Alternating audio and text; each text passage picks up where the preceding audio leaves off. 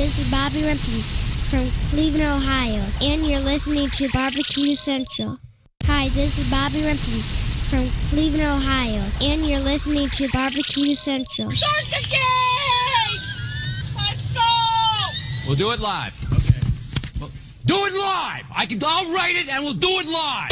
So to get that perfect barbecue, you use wood. Are you sure it's safe? Whatever. We put the lighter fluid on, strike the match, and... Oh! Should we call the fire department? That might be a... Good evening and welcome to the Really Big Barbecue Central Show. This is a show that talks about all things important in the world of barbecue and grilling, originating from the Rock and Roll Hall of Fame city of Cleveland, Ohio, the barbecue and capital, or the barbecue and social distancing capital of the North Coast. Only 1 week. Can only do it for 1 week, right in the trash. I am your program host, Greg Rempe. Happy to have you here on your Tuesday evening. If you want to jump in on the show tonight via phone call or email, here's how you do that. You can get in touch with the show by calling 216-220-0966. Email Greg at the BBQCentralShow.com. On the Twitter and Instagrams at BBQ Central Show.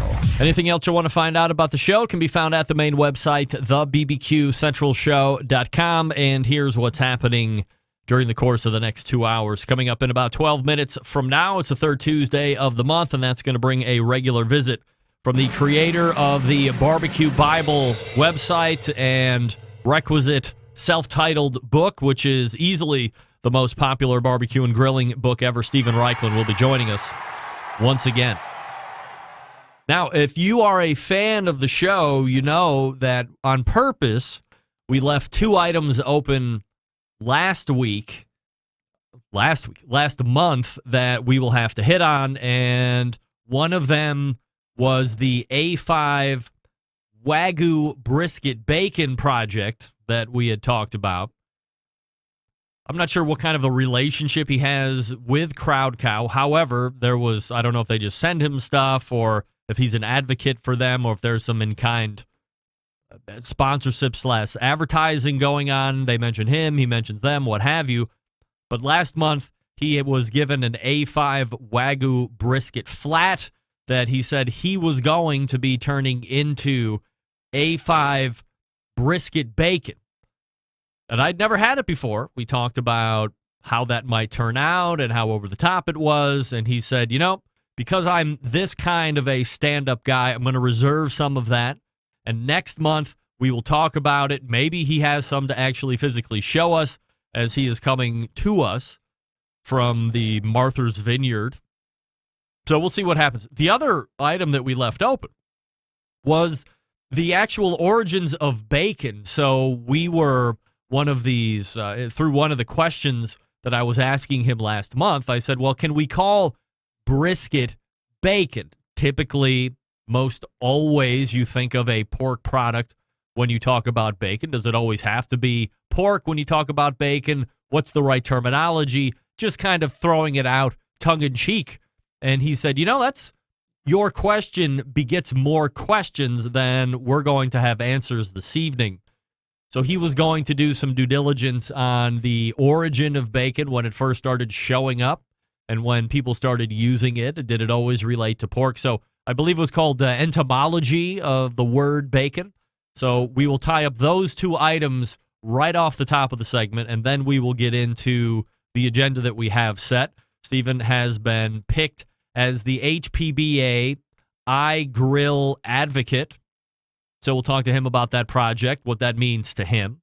We'll talk about what he has planned for the upcoming weekend or how this weekend will look compared to Memorial Days in the past. It's going to look a lot different for most people. Maybe not all of you. Maybe some of you don't celebrate Memorial Day that big, so no big change. Maybe some of you are really big into Memorial Day. I know that was one of the 2 or 3 days we used to fire up the boat anchor and use it throughout the course of the day for breakfast right off the bat, then keep it going for lunch, and then obviously finish up with dinner, maybe roast some marshmallows for s'mores after the fact, but really get the use out of it since we were going to be firing up the boat anchor. which we did 2 to 3 times a year. And now it might look different going into this weekend. So we'll talk to him about that. Recipes ideas. Almost did it again for a third time. I also saw him post a video on Instagram of shishito peppers. I'm not sure if I'm saying that right. And I've only ever had them once, and I didn't have a great experience. So I want to talk to Steven about shishito peppers. And maybe I didn't do them right, but I was following directions. You know, I'm very non-adept at being the recipe wizard, the creator, the impromptu person of, I have this on the shelf and that on the shelf, and I think I can just throw it together. I'm very good speaking off the top of my head, filling in when guests drop out or when technical issues, I become unflappable. But put me in the kitchen, and unless it's easy or unless I've had it before or unless I have a recipe to follow, I'm not that kind of a person that's a freelance cook. So we'll talk to him about this shishito pepper and how it should taste and some ideas on where you could get them. I got them through the Blue Apron or one of those meal plan things when we had tried it out for a month or whatever the hell the trial period was. Those came in a meal. Only one time. I'd never seen them before. I don't know if they're widely available or not. To be honest, I'm not a huge pepper fan. I don't mind peppers, but I don't go seeking peppers. So maybe we've walked right past them in the grocery store, and I've just never seen them. So plenty to talk about with Steven. Also talk to him about the Barbecue Hall of Fame that's coming up here as we announce the class of 2020 next Wednesday. Then 35 past the hour, we will be joined by the other third Tuesday of the month regular guest, Robin Lindars from GrillGirl.com. Traditionally, we'd be getting a recap of Memphis in May. That would have happened this past weekend, but obviously that didn't happen given everything that's happening in the country right now in the state of coronavirus or COVID-19 or whatever the hell you want to call it.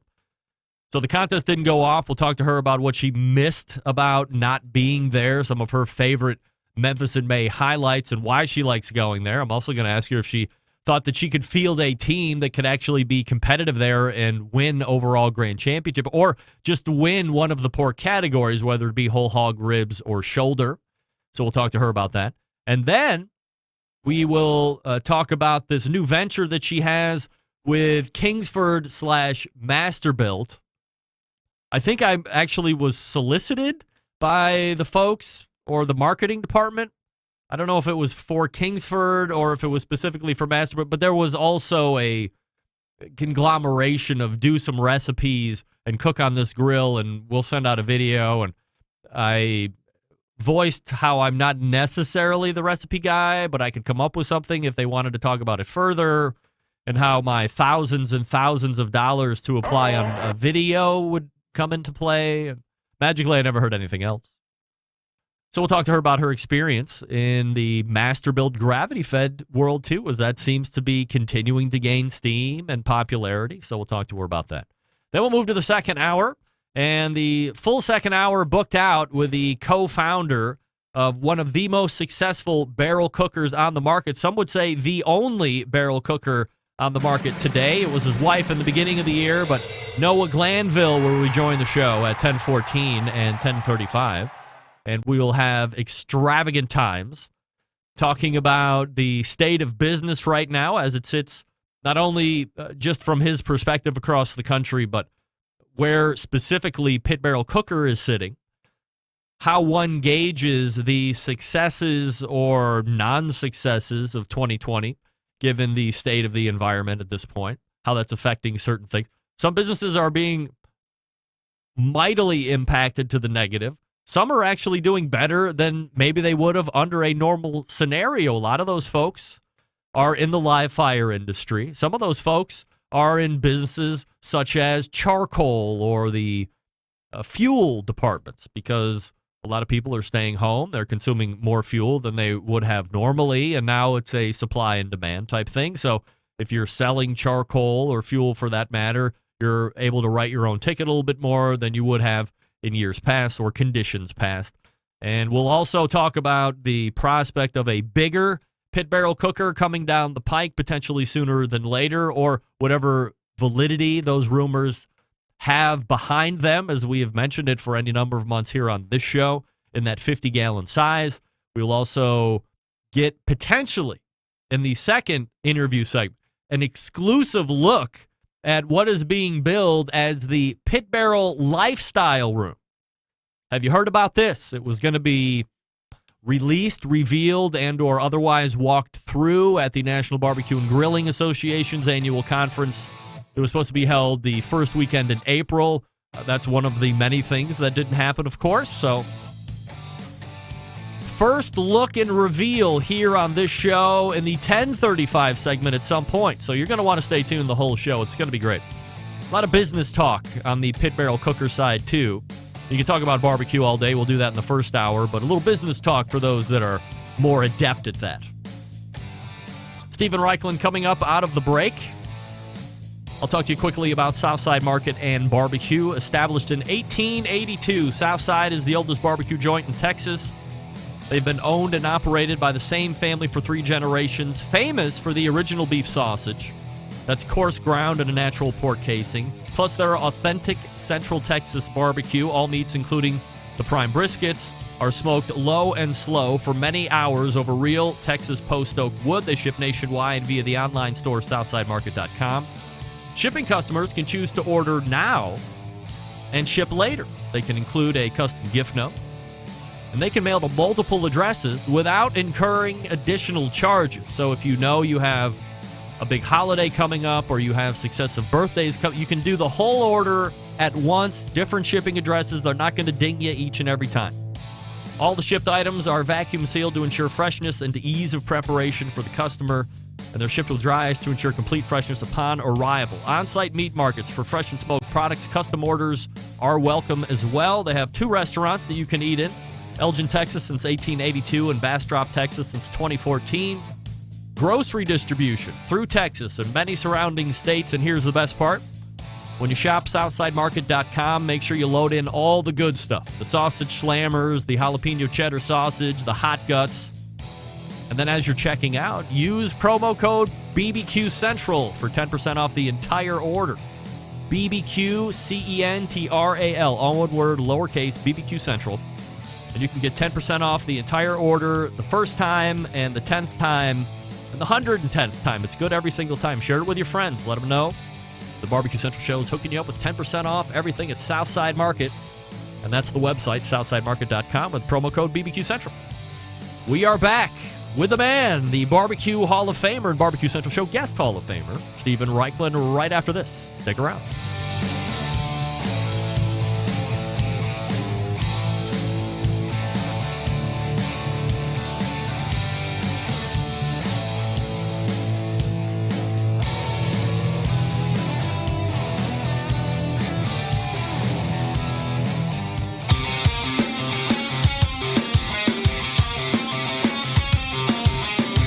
Broadcasting live from the Barbecue Central Show studios in Cleveland, Ohio. You're listening to the Barbecue Central Show. Once again, here's your host, Greg Rempe.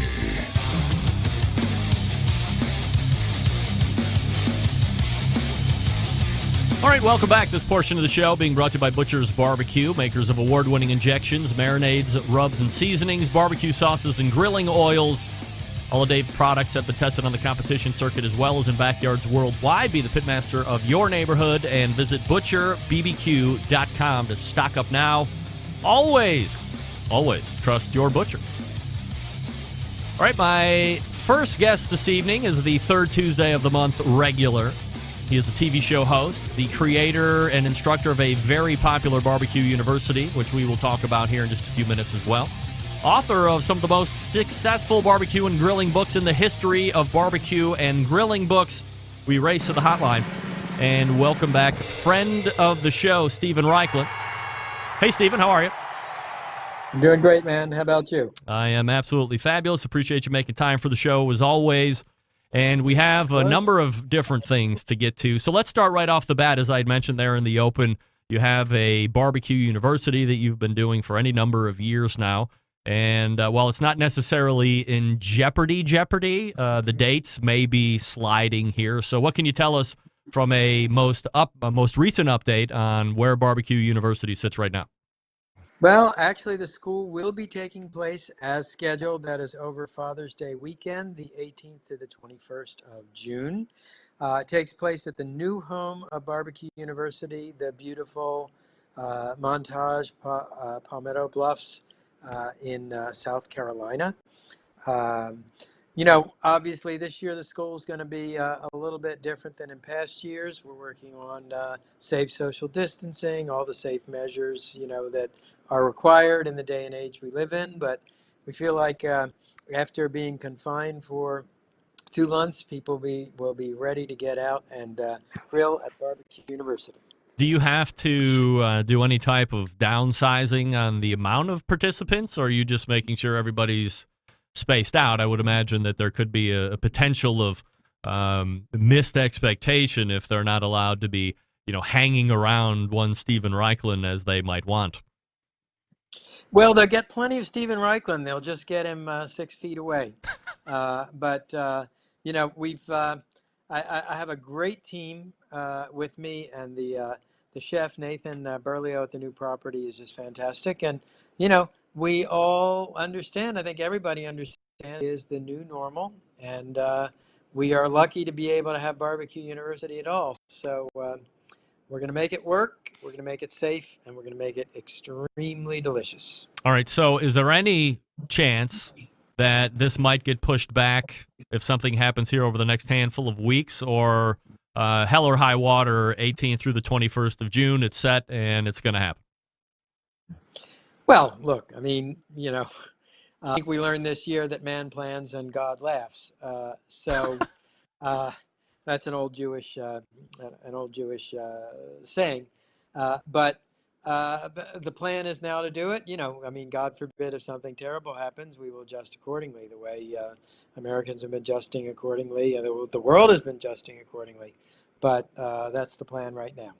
All right, Stephen Raichlen joining me here on the show, barbecuebible.com. And as he had mentioned, 18th through the 21st of June, Barbecue University will be going down in the most safe conditions possible. So if you have plans of attending, make sure that you still show out for Stephen and the gang out there. 2 items that we had open from last month, Stephen. The first one was the A5 brisket beef bacon.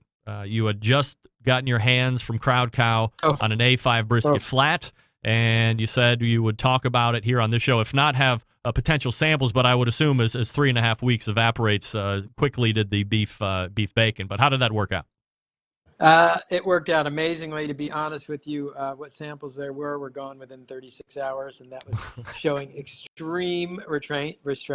It was really amazing. I mean, first of all, bacon made with beef instead of with pork has its own bliss quantity. And then because that A5 is so extraordinarily well marbled, when you bite into it, you get these almost like little bubbles of luscious, smoky fat that just sort of explode when you take a bite. I mean, it was insane. It was extraordinary. It was extravagant, and I can't wait to do it again. And you know what? Also, I'm looking forward to doing again is so the A5 Wagyu brisket. It's obscenely expensive, but I think if you take a decal, that is that brisket point, that fatty part, and you cure it like you would cure bacon and smoke it the same way, you want something very similar and much more affordable. So that's my next experiment. So if you go from a brisket, if you go from a flat, as you were using, to the point, does the end product change at all? Because inherently the point is much more fatty, or perhaps we could use a better word and say succulent. Does the end product change drastically? Well, what changes is the distribution of the fat. When you're looking at a point, it's got very thick veins of fat, very much like bacon, right? When you look at the A5 Wagyu brisket flat, that fat is it's woven. It's almost like a super fine mesh of fat and meat.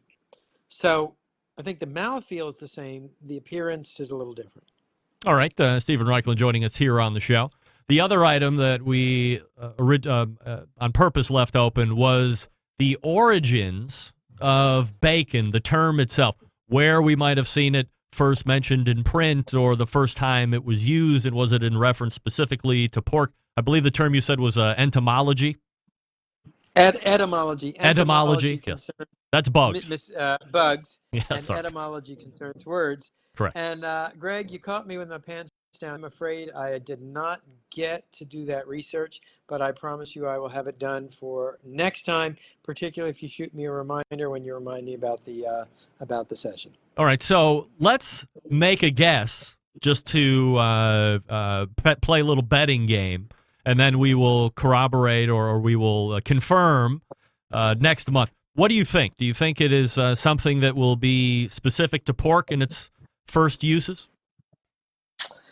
You know, man, I'm not going to speculate because the information is so readily available in the Oxford English Dictionary. If anybody has all 36 volumes of that, I've got the condensed version.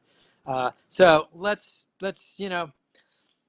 not be loose with the facts. We already have a guy in the White House who does that. Let's wait till the facts. Fair enough. Stephen Raichlen joining us here on the show. BarbecueBible.com is his website, by the way. Now, let's talk about the HPBA, or the Hearth Patio and Barbecue Association, I believe is the acronym. And it's specifically why I Grill. They have chosen you, or perhaps they asked you to be their ambassador for this endeavor. So talk to me a little bit about the program, how they approach you, and what it's all about. Well, the program is simply to get people grilling for starting in National Barbecue Month, which is this month.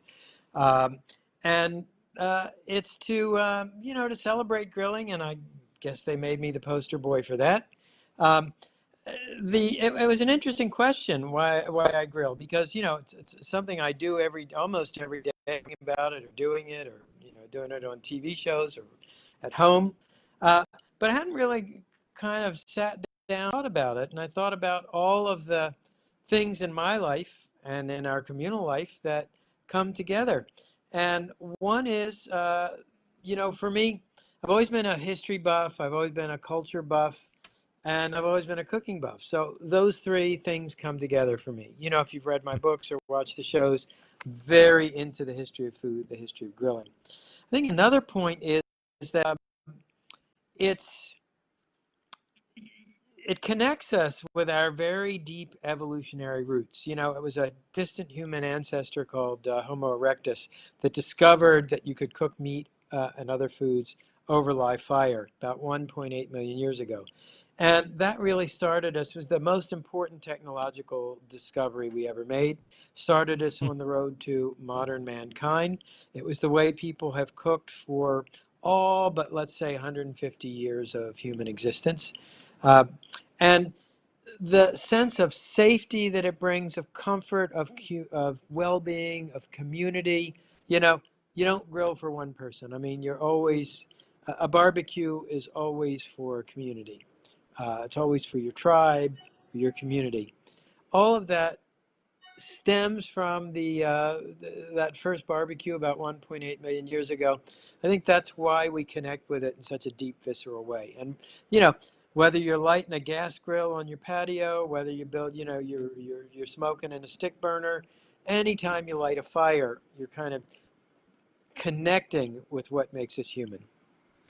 When you look at 1.8 million years ago, as you had referenced as being that first barbecue or first grilling, do you forever see a time between now and who knows when into the future where we wouldn't ever need fire or cook with fire?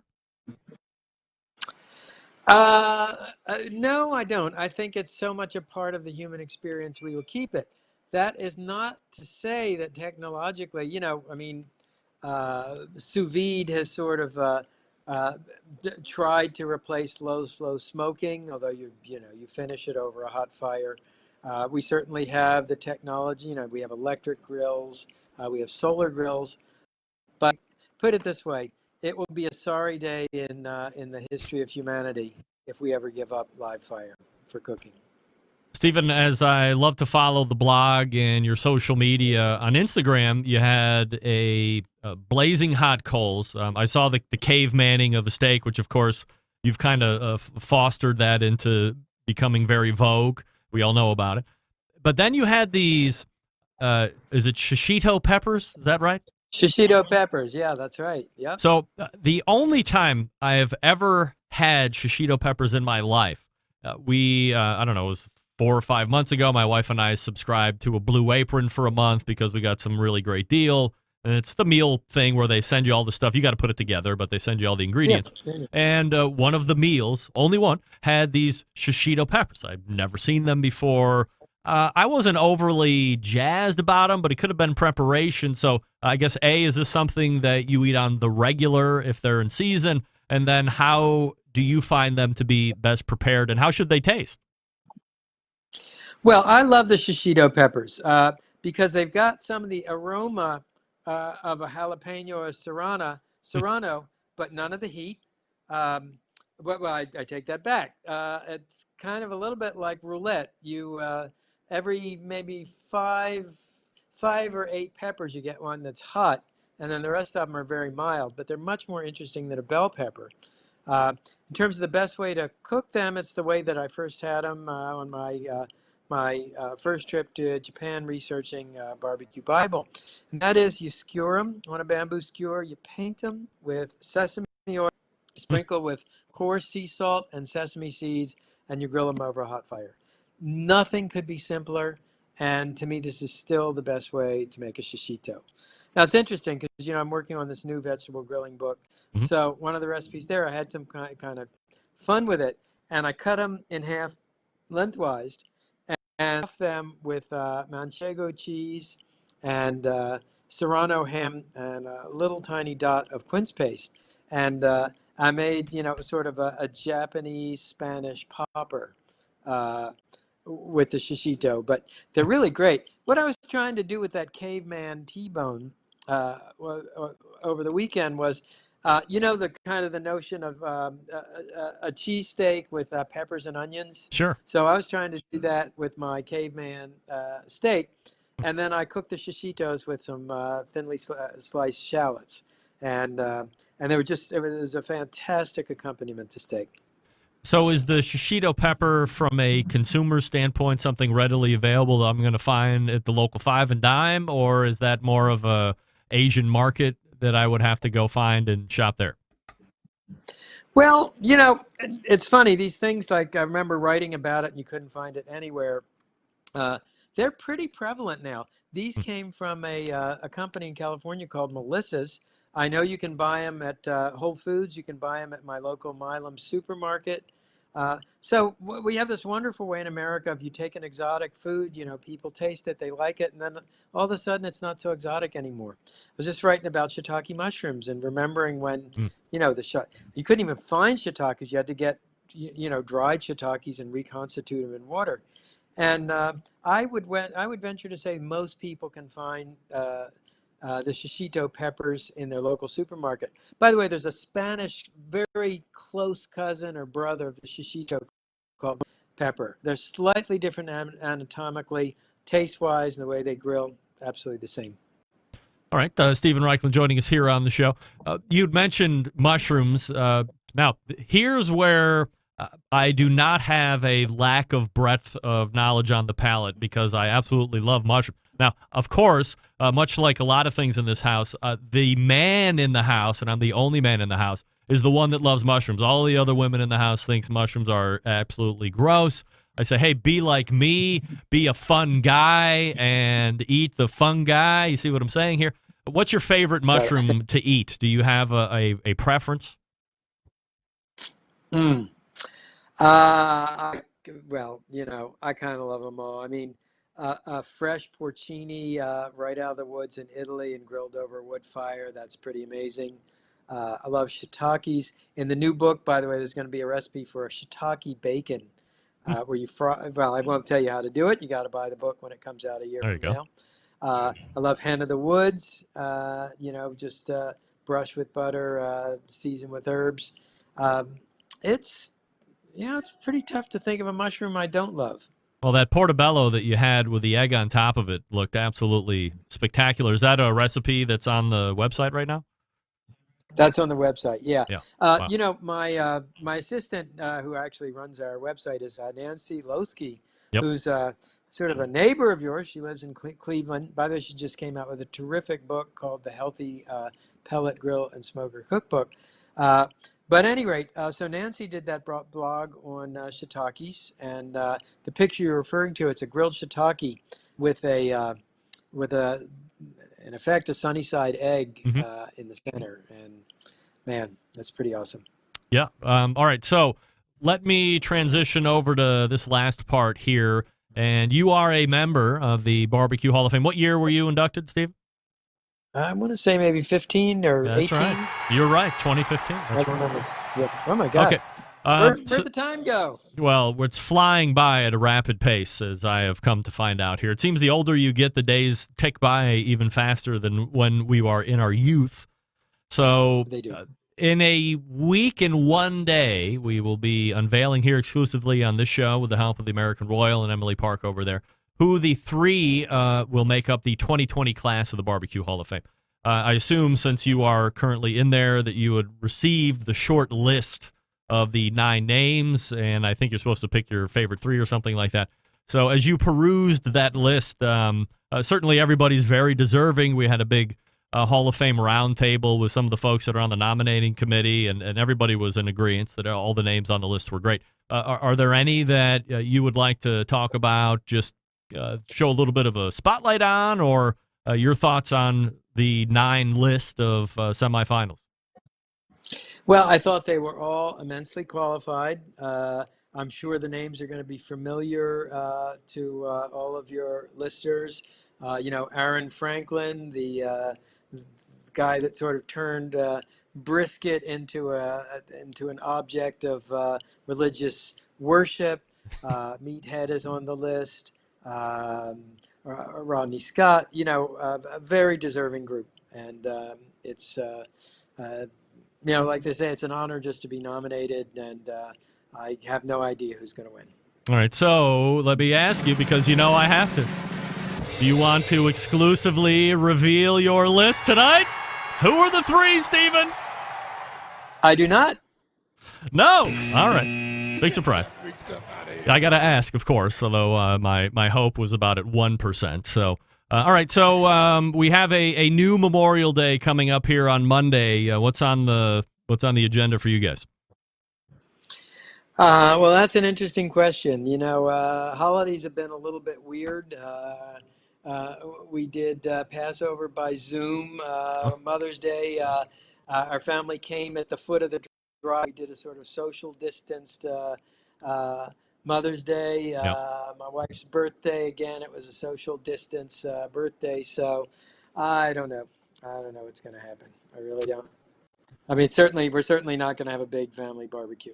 Yeah, well, I think that's for the majority of people, but we'll see how it goes as it all unfolds here over the next handful of days. It's Stephen Raichlen. You can find him here on the 3rd Tuesday of the month. Otherwise, follow him on his social media haunts and over at the website, barbecuebible.com. Stephen, we will talk about the bacon etymology next time, correct? You got it. Thanks, all right. man. Good we talking will talk to you you then. There he is, Stephen Raichlen from the Barbecue University and Barbecue Bible and all that stuff right there. Stay safe, Stephen. Stay safe. Please, oh please. Everybody stay safe. All right. Robin Lindars is in the green room right now, anxiously awaiting to come on and talk about live fire stuff. I can't wait to get her take on that master-built cooker. All right, I'll talk to you quickly about Sterling Ball and the gang over at Big Papa Smokers first, then we'll get to Robin.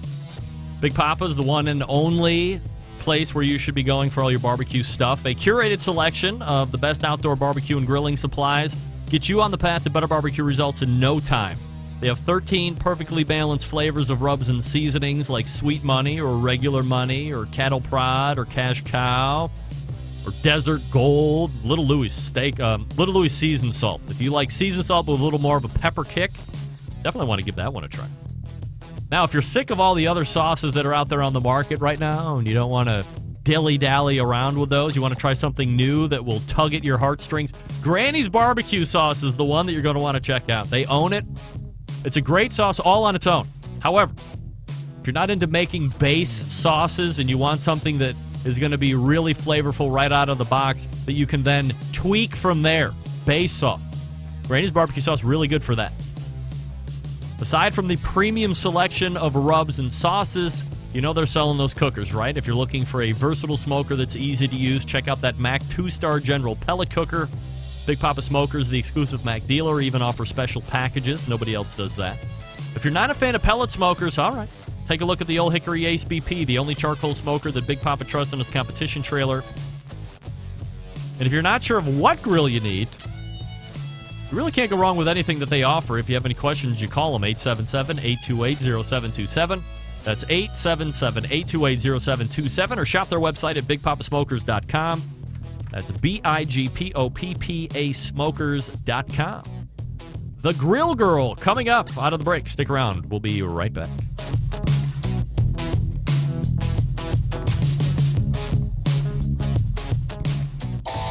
Howard Stern, Jim Rome, Dan Patrick, and Greg Rempe. The Mountain Rushmore of talk show entertainment. Now, let's get back to the Barbecue Central Show. All right, welcome back. This portion of the show being brought to you by cookinpellets.com, your number one source for quality wood pellets. Buy them. Check out all the other products at cookinpellets.com, COOKIN. You can also purchase on Amazon if you would rather do that. But either way, grab them up. They're great pellets. They work in all pellet cookers. Don't fall for that. Use these pellets around. Cookinpellets.com. It's the brand I use, for crying out loud. You should too. Tell Chris Becker we sent you on over. And by we, I mean me. Hey, it's the third Tuesday of the month. I already mentioned that. She's also a regular Tuesday guest. It is Robin from grillgirl.com. Hey, Robin. Hi, Greg. Happy Tuesday. Happy Tuesday to you, and happy May to you. We are racing through the year as we are in the middle of month 5, if you can believe it or not. People laugh at me, when January 1st comes around and that first show of the new year, I say, well, whatever year it is, rapidly coming to a close. Well, guess what? We're 5.5 months in.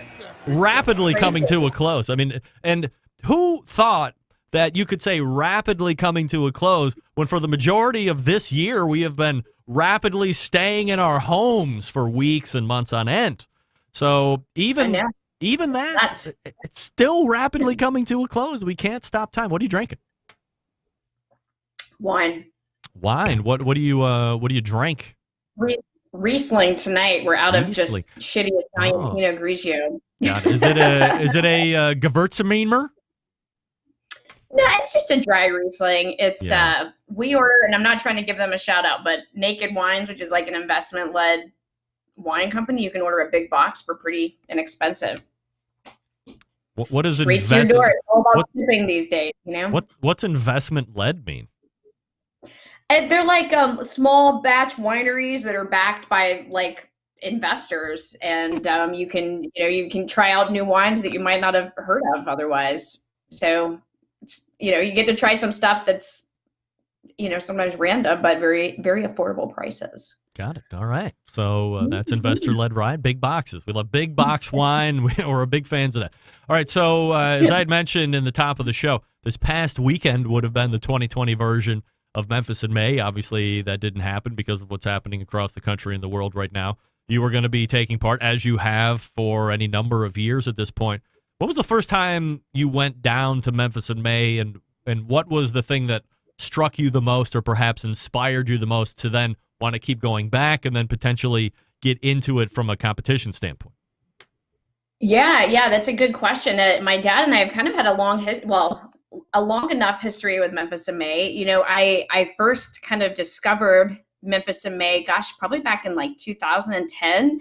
I had done a blog post in the earlier days of Grill Girl about how my dad and I just wanted to go and check it out. And it was like his dream just to see what it was all about. And then Neil Gallagher from Two Sauce to Pork happened to read my blog and was like, hey, do you want to come just see what the team thing is like? And so we went, and then we, got really into it. And then competed for a couple years just to kind of see what that was about. And then my dad was getting into doing his own competition stuff in South Carolina. And then he decided to eventually go out and start his own team, which he did, Porkville Justice League for a couple years. And yeah, so we did, it was really Dad and Patrick started their own team. So we went through kind of the whole process. We were on Two Sauce to Pork, and then we kind of jumped around for a little bit. I guess we were like free agents, trying new stuff. And then at one point we were on a team with Mo Kaysen called Down to Smoke. He was like our star chef one year. And that was kind of funny because it was like that team, it was just, anyway, it was funny. What does that mean? You were going to say something and then you backed off of it. What were you going to say?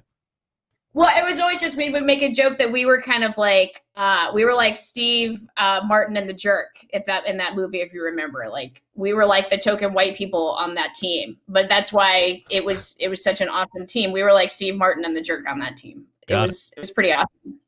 All right, so then we started Porkville Justice League, yes. and it, you know, I don't know what happened with that. I think Dad just wanted to go in a separate way. So, but we have been through the whole experience of starting a team, and it's just such a damn fun event. Whatever team you're on, it's just like everything in Memphis, like Memphis in May from a barbecue competition standpoint. It's like the Super Bowl, and everything is just on steroids. The party is on steroids. Like, everything about it is just like big personalities, just tons of fun.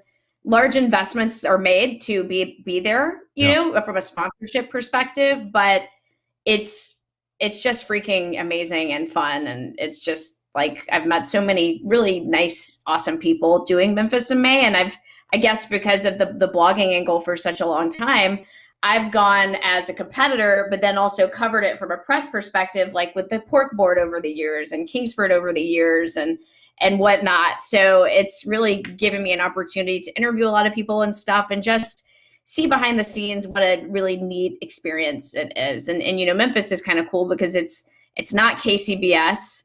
The governing body is Memphis Barbecue Network. So it is really like its own pomp and circumstance, if you will. It has kind of its own whole judging thing where you do on site, and there's a lot of, you know, presentation that goes into it, which is, I think, you know, imagine someone like Brad Orison. He's amazing. His presentation is amazing. Like, he's got such a big personality. And so that's how Memphis is so interesting, that you really do have that whole layer of not just the food, but the presentation, how you set up your tent. Like, it's a thing. But it's just a blast too. Robin, do you think that you would be able to put together a team that would either be able to win a world championship in a category and then be good enough to represent and win a grand championship at some point, or you're just happy to show up and give it your all with no real expectation of winning a meat category and then subsequently the overall title? I think if you had the organizational skills, if you're someone driven and focused like a Tuffy Stone, you can get yourself there and do well. I think what is distracting about something like Memphis is that it is such an expensive endeavor to go and compete that you have to do all of this other bullshit on the side to raise the money to get there. You know what I mean? So what a lot of teams fall into is selling team memberships, you know, selling tickets, you know, to pay for family dinners and stuff like that. Like, all this other stuff that's a real, you know, just to pay to get a spot there, like, you know, just to pay for your tent rental and stuff like that, because it's so expensive. It's almost like, I think it's, if I remember correctly, like just the site fee and everything added up to like $12,000. So, you know, you spend a lot of time, trying to get money raised and funding it, which is a distraction from just really focusing on like turning in the best piece of meat and doing everything the right way and being organized as F and really focused to just get the job done and do a good job. You know, I think that's what, in all the teams we've been on, you see there's this level of distraction because you have to do all of these things just to get the money there to be there, but absolutely. I mean, Porkville Justice League, Patrick took Mark Lambert's class, and like the next year, his pork, the turn-in of our team was like our turn-in scores for the pork itself were so high, but then we would fail on things like the presentation part, or something that just from a planning perspective and execution could easily be fixed for the next year. It's just, there's just a lot of moving parts. So I absolutely think that if someone had the time and energy, they could totally get there. Robin Lindars joining me here on the show. Grillgirl.com is the website, of course. At GrillGirlRobin on Instagram. Be one of the many 20+ thousand followers. How many is your Instagram at now? You probably know, right? I'm at like 20.6. 20.6. Wow, that's a lot. Good for you. I'm working on getting there. Everyone's like, you need to be on TikTok now. And I'm like, holy shit. I mean, I don't have any time. I'm trying. There's only so much multitasking I can do, I mean, shit. Yeah, you need another Robin to get you on TikTok, or, Robin Mini Me or something like this. I'm like, okay, now here I got to be dancing. Here I got to be doing this. Yeah. Forget about it. Yeah. If you want to, if you have an inkling to sing next season on American Idol Barbecue Central Show Edition, we'll sign you up. You can sing with us. How about that? Awesome. Scratch that itch. No problem. All right. So the other thing that you have going on right now is some kind of a mashup or joint venture between the most recognized name in charcoal, that being Kingsford, and this master-built gravity-fed cooker, which really, from all accounts, as much as I want to, pan it a little bit, it seems to be getting rave reviews from some of the most respected people out there in the live fire industry today.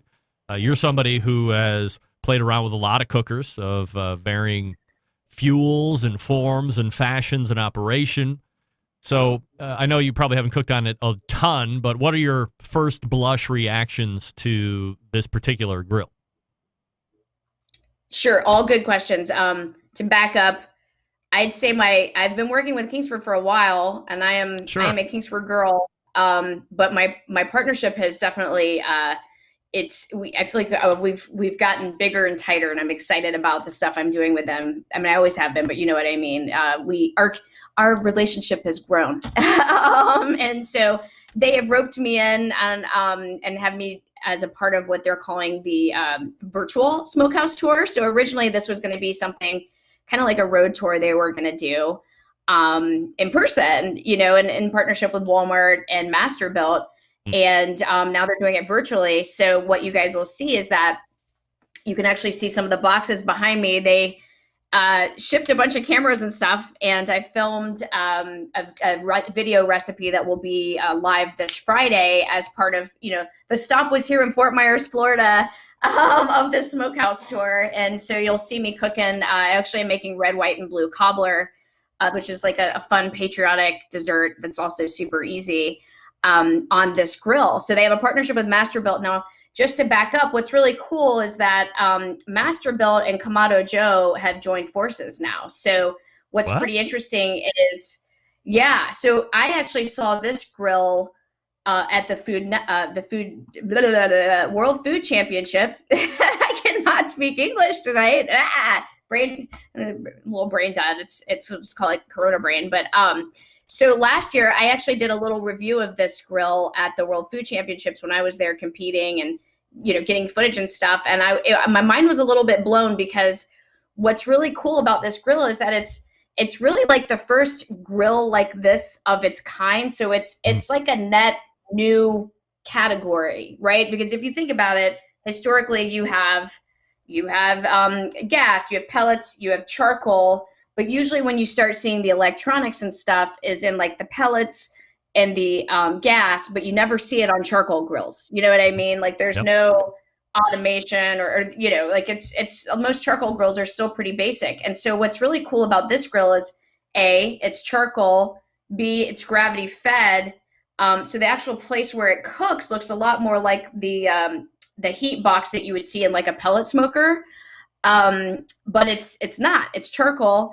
And it's actually got a fan attached to it. So much like the Flame Boss, if our friends at the Flame Boss. Nope, I don't know that. it can control. Oh no, you don't, because you anyway. I'll back up that part. Just you can edit that out later. So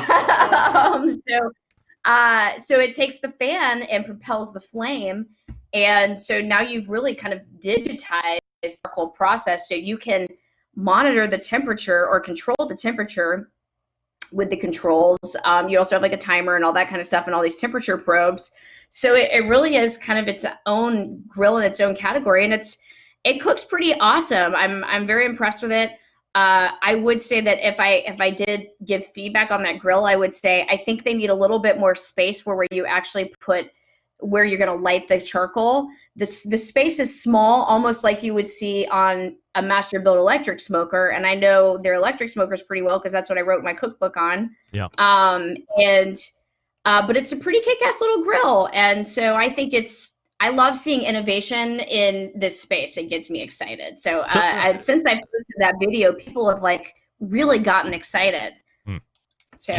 So the concept here, I mean, yes, it's new in the fact that it's a charcoal grill like this. But I mean, if we're really being honest, this concept was born out of a Stumps or a Spice Wine or a Superior barbecue smoker that's gravity fed. So that charcoal chute has been around, and the concept has been around at least for 12 or maybe even 15 years, ever since I've been doing this show in whatever live form or podcast form before that for 2 years. I mean, I remember talking to Stump McDowell from Stumps, the creator, when he was just getting into the biz with then FBA president Joby Staniland, who has since passed. And I thought it was a great concept, but that had always been relegated to low and slow. You weren't able to really ramp a Stumps up to 600 degrees or 700 degrees in that grilling temperature. So this bridges that gap. I understand that. Can you not light it? I tried to jump on a live stream the other night when the guy from Barbecue Beat had the two owners from Master Built on, and they were talking about how you light it and all this stuff. Can't you dump in like half a chimney of lit charcoal and then just fill the rest of the chute up with unlit charcoal? Won't that work? I think that would totally work. And where I was having a little trouble was starting it, just because the hole's pretty small and they make it small enough to put in a piece of paper or like the tumbleweeds. Yeah. But I never seem to have tumbleweeds. You know, I always use paraffin cubes, and this was too small to use those. So I figured the next time what I'll do is just make a little place for the paraffin cube to sit on a piece of tin foil and stick it in there, and then I'll be golden. But yeah, but totally why be such a pain in the ass? Just dump the lit charcoal down at the bottom of the chute, and then fill the rest up with unlit charcoal. Away you go, problem solved. Unless there's some kind of a backdraft or a quick burn. I mean, who knows? Maybe your face will blow up. I don't know, but I mean, why bother? Yeah, that seems like it would be the easiest thing, right? Yeah, that would totally work. I think that the concept for that would be eliminating that step, but it's really cool. I like it so far. I'll give you more feedback, but I think I like to see innovation in the category. Like you said, this concept has been more relegated in the low and slow space. I like that it's fed on Kingsford. Mm-hmm. Easy to find. You can also use lump in it, of course. But it's cool to see innovation in the category. So I'm always, enjoying trying new stuff, especially over fire, of course. All right, let's talk about the build quality, because that's the biggest complaint that I hear is that while it's a cooker that's bridging all these gaps and bringing something new to the market, overall people aren't like, oh, well, yeah, it's going to last 15 years or something you're going to hand down to your kid. I've been hearing a lot of, well, if you get 5 years out of it and you use it a lot, you'll have gotten your money. Now, of course, I understand it's like mid-500s normal retail, so it's certainly not breaking the bank, but would you like to see a better build? And perhaps the better question is, would you spend $1,000 on a concept like this if it was constructed more robust? I would spend more if I knew it was going to last longer. I always hold everything kind of up against the standard of like a Weber, because I feel like the Webers I've had, and they were what I started on, but they generally last a long time. Like you could spend about $800 to $1,000 on like a Genesis, and every Genesis I've had has has really like lasted a long time. Like I gave it away well before it was done. It was just, I probably had too many grills in my backyard, and that's what was going on. Like they were always still working. You can replace parts. So I feel like, this grill at 5 years at a $600 price point, at 5 years, I'd be happy. But I'd be willing to pay $800 if I could replace parts or things like that. I feel like I'm always more like keep it longer just because, reduce, just not create more waste and things like that. But the truth of the matter is the average person that's into grilling may want a new grill after 5 years, or there may be new technology out. So there are little things I think that I would pay more for, just that would make ease of use. Like I think wheels on a grill are always important. And that's usually where I feel like people skimp on money, is the wheels, or on quality, I should say. Like what I love about the Green Mountain Grill Prime is those like big green wheels, like the all-terrain wheels, because you are going to move your grill around in your backyard, and you don't need these like shitty plastic wheels where like you're just one stump hitting a stump from like chipping a big piece of plastic off or something.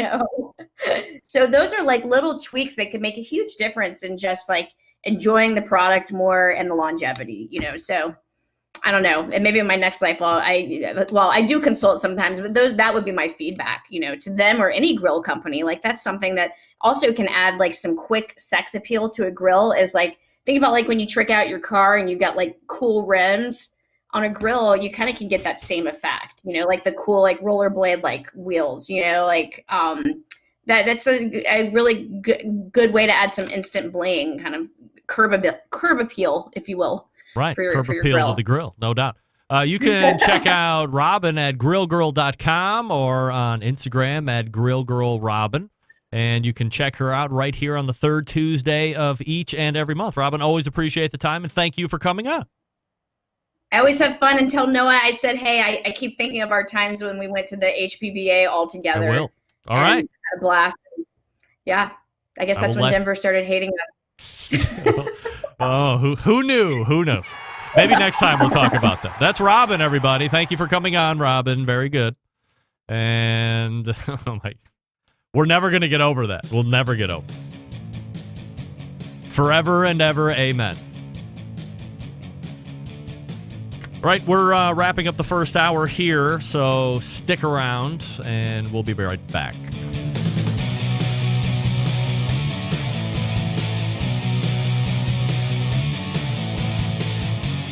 Continuing to produce incredibly mediocre content in an exceptionally professional way. You're listening and watching the Barbecue Central Show. Once again, here's your host, Greg Rempe.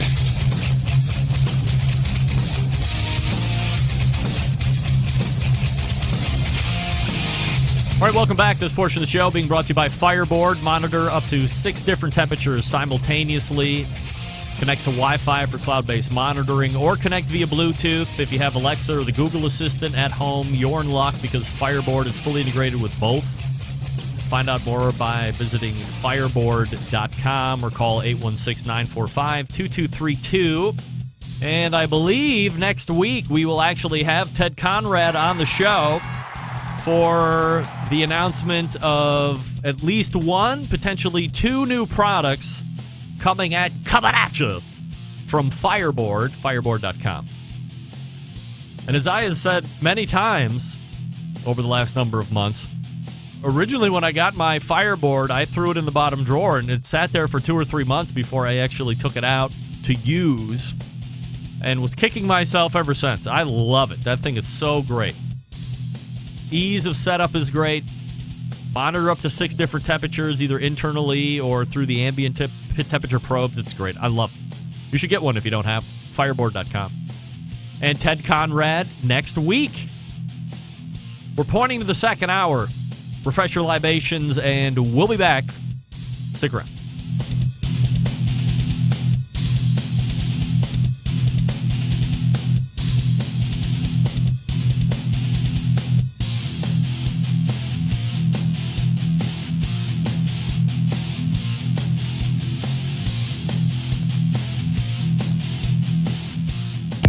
This is Steve Ray with Owl's Nest Barbecue, and you're listening to the Barbecue Central Show with Greg Rempe. Can you believe it?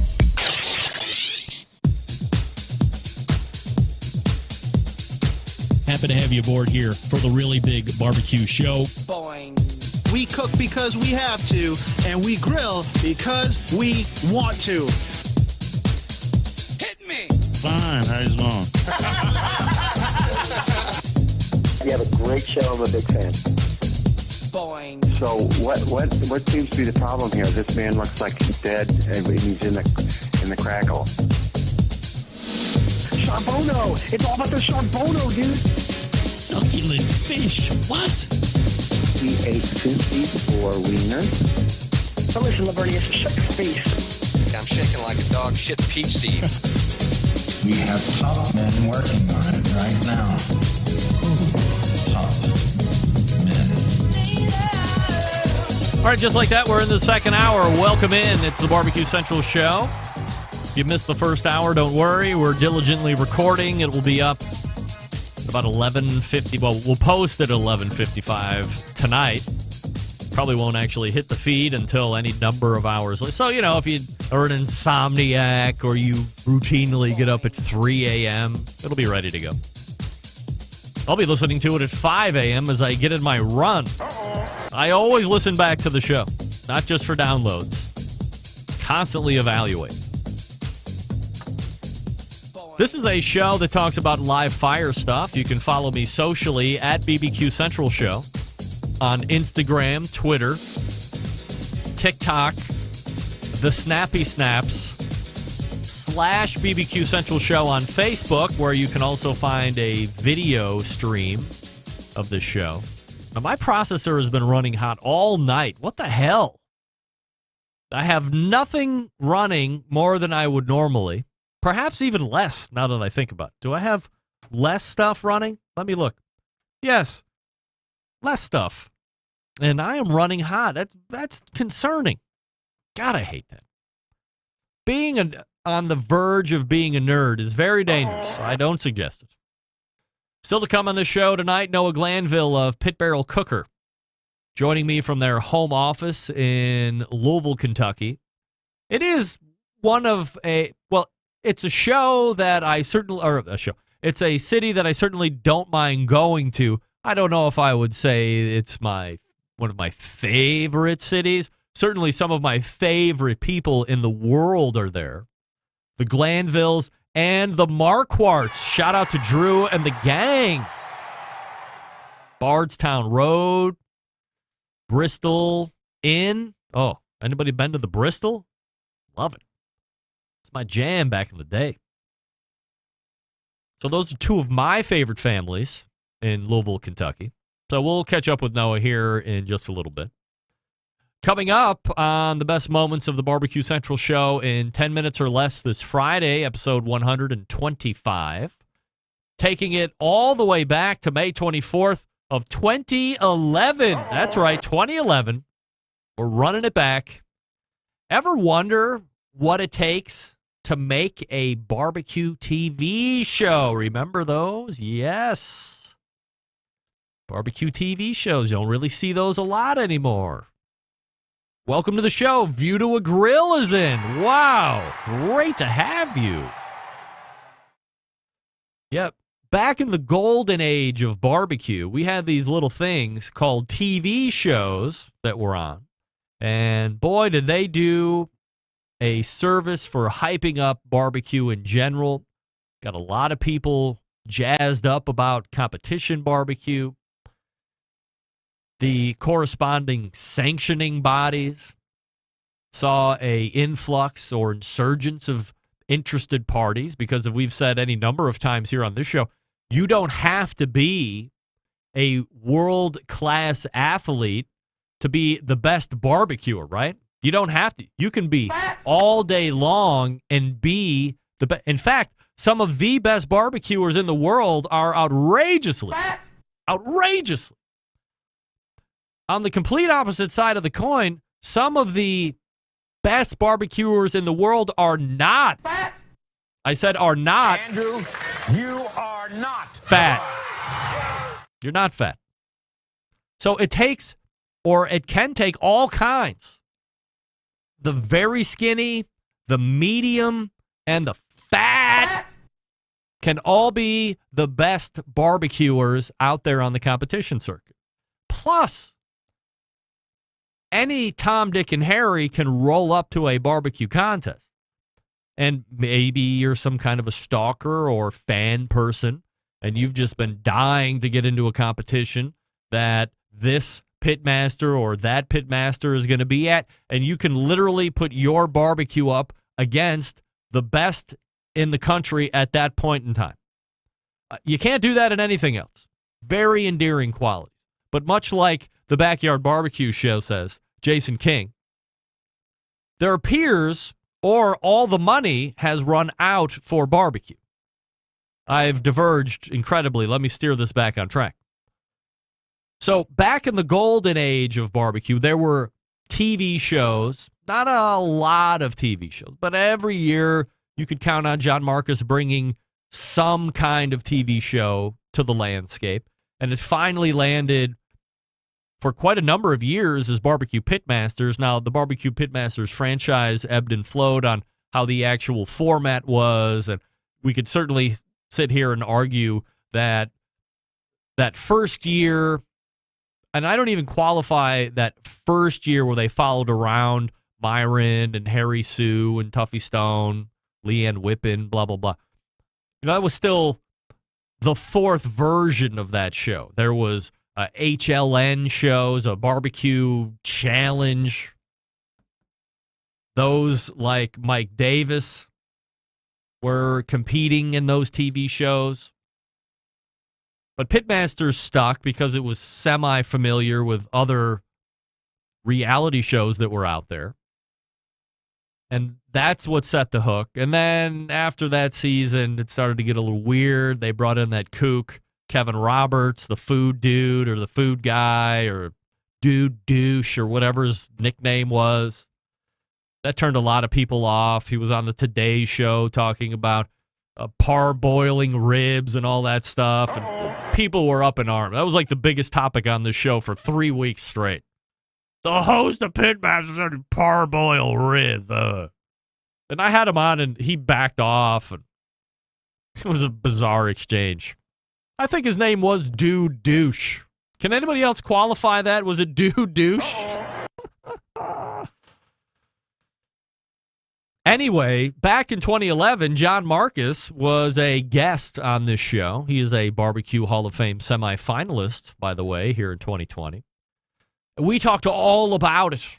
And would you be surprised, as Kinger alluded to, that you need advertisers in order to make such projects come to life? We also talked about the best way to get picked as a competitor to be on these shows, because everybody in the competition scene at that point in time wanted to be on the show. And man, when they were not on the show, holy mo, how could I not get picked? I'm the best. People were putting up YouTube gimmicked up videos. I remember Whiskey Bent Barbecue did one that was like insane. It's not as insane as the bear story of the World Food Championships, which I'm getting animated, by the way. I'm getting that whole bit animated. I'm in a stream of consciousness right now. I'm going from topic to topic. I can't get through the promo for Best Of. But I'm getting the bear bit animated by some guy here locally in Cleveland. Hopefully to reveal to you next Tuesday. It'll be the best 1 minute and 35 seconds. That continues to be one of, if maybe my favorite bit of all time, when Chad Ward was on this show recounting the fact that he had found a bear trapper on Craigslist, had a bear on lockdown. They were going to cook the bear running style on Brad Orison's pit at the World Food Championships to get the loin off of it. But lo and behold, the trapper turned out to be a fake. No way.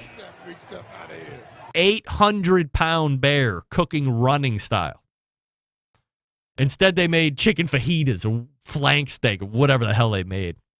Best story ever. We're animating it. It's going to be great. By the way, let me tell you this. when you hire an animator, it is way more expensive than you probably think. Notwithstanding that, you got to watch. The first draft of me was scary. I don't want to be I'm vain, but the guy nailed Chad, and I looked really bad. And I said, hey, Dave, between me and you, I'm paying you for this. Take liberties at prettying me up at every turn for that amount of money. It's okay. Nobody's really expecting it to look like me. And oh, by the way,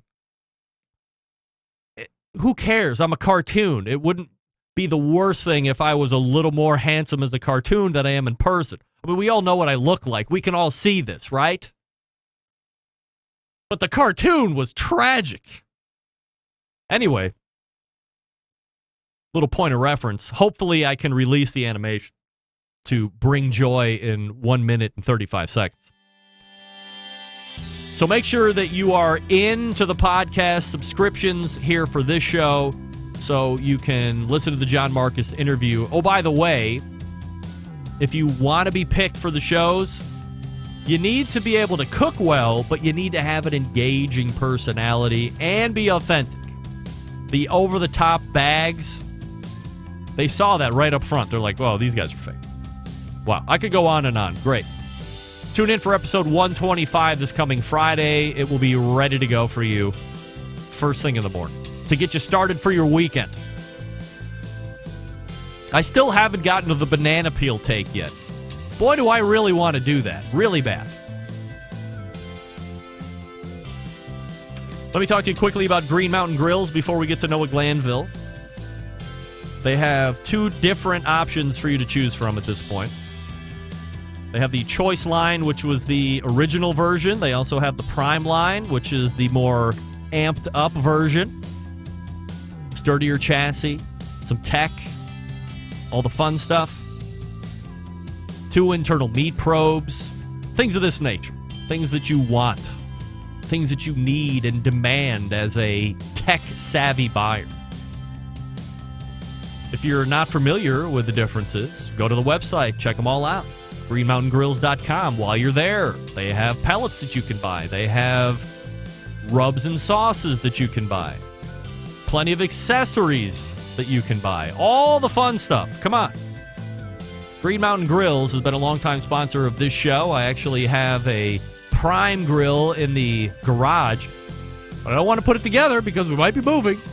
And I don't want to put a grill together that's in a box that is going to be much easier to move than if I put it together. And now I got 10 grills to take over to the new, but we might not move. Anyway, GreenMountainGrills.com is the place to go. You can check them out. If you have any questions, find a dealer, ask them. They're there to educate. GreenMountainGrills.com, and we are back with one Noah Glanville from Pit Barrel Cooker. Stick around, we'll be right back.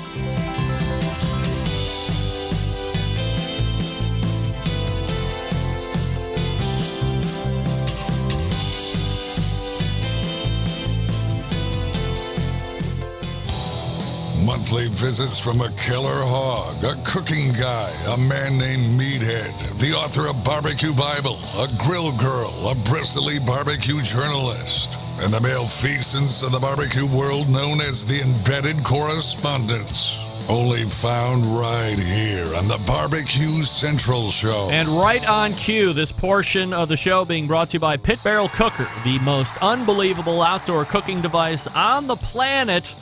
Currently available in 2 sizes with a host of accessories like that cute Pit Barrel coffee mug, my favorite.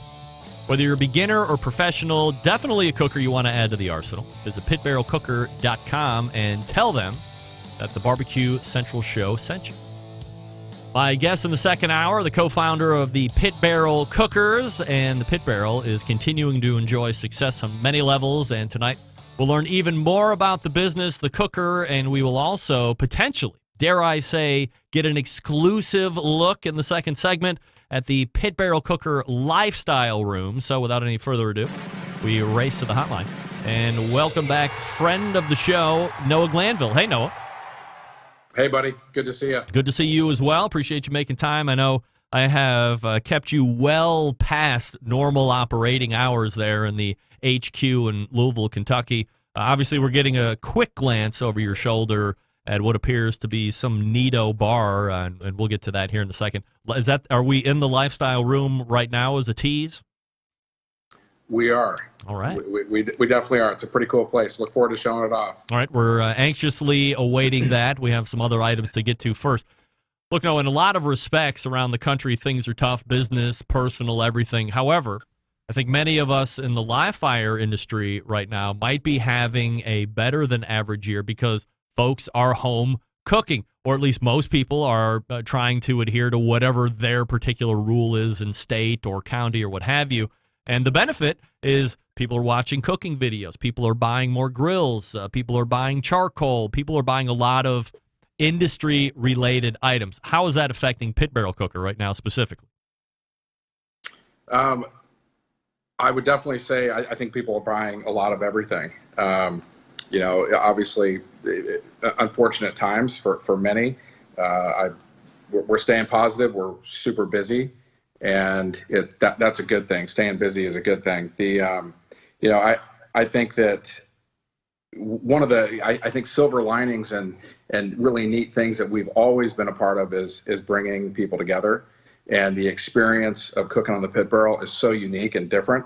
So many more people are at home, and it is bringing families together in a different way versus just going out on the grill and cooking something up or not really having it be an involved process. And just like anyone that cooks on the pit barrel for the first time, it's so different. The food's so much better than anything else that you can get, and it's just fun to see. So seeing people and hearing so many more people than normal experience that, especially during times that a lot of people are at home, is really neat. And that has for us been a good thing. We have inventory. We I didn't want to deal with inventory issues last year, and so we brought in a lot of inventory. That turned out to be a good thing. We're fortunate. We're one of the very fortunate businesses that has done well. I think charcoal, cooking at home,